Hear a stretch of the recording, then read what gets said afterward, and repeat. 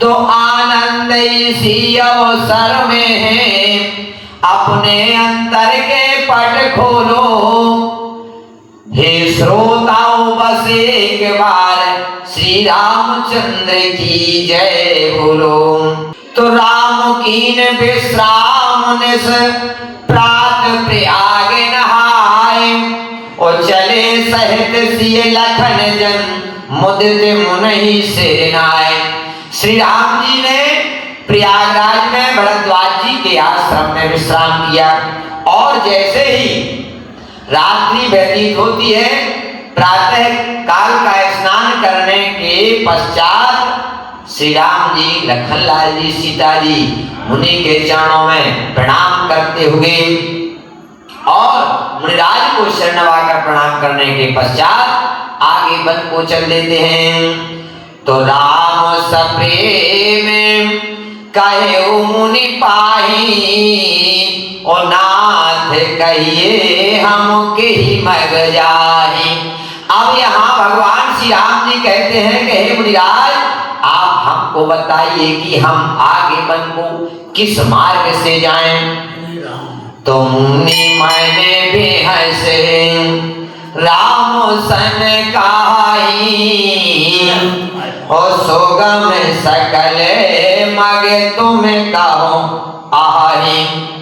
जब राम जी ने कहा कि हे मुनिराज, आप बताइए कि हम किस मार्ग से आगे वन को जाएं, तब हंस करके मुनिराज कहते हैं कि सोगम सकल मगे, आपके लिए सारे मार्ग सुगम हैं, किसी भी मार्ग से आप आगे बढ़ जाइए, आपका आना और जाना मंगलमय है, इसलिए मंगलमय मार्ग है, सुगम है आपके लिए। तो साथ लाग मुनि शिष्य बुलाए, और मुनि मन मुदित 50 के आए। फिर भी शिष्टाचार देखिए कि मुनि भरद्वाज जी ने अपने शुभ चिंतक शिष्यों को बुलाया। जैसे ही आवाज लगा देते हैं, वैसे ही कम से कम 50 शिष्य वहां उपस्थित हो जाते हैं, और सब ही राम पर प्रेम अपारा। उन शिष्यों का श्री राम जी के चरणों में अपार प्रेम है।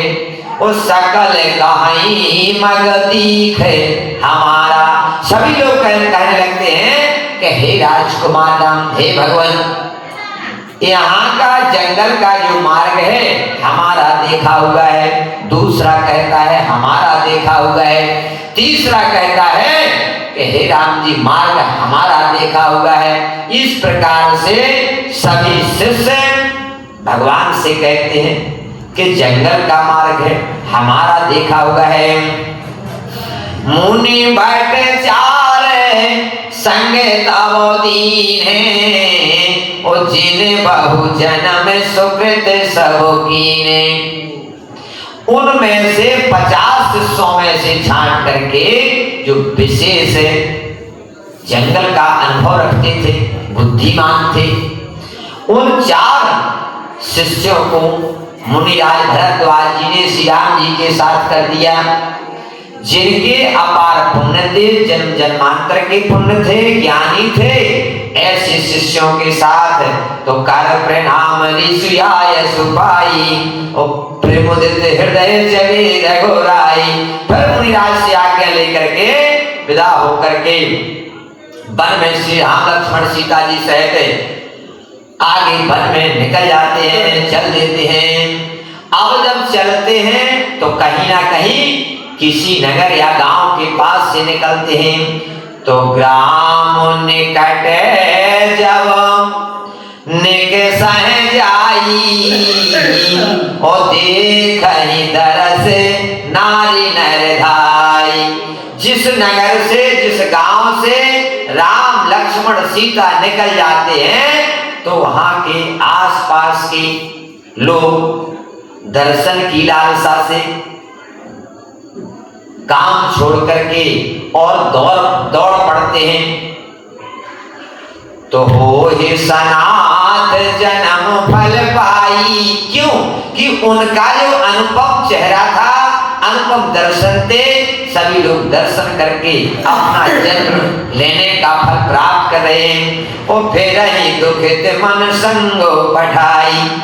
जब आगे निकल जाते हैं और मन को नाथ के साथ भेजकर शरीर के साथ ना रहने का दुखी होकर लौट आते हैं। मन तो श्याम जी के चरणों में है और शरीर से लौट आते हैं तो दुख प्राप्त होता है।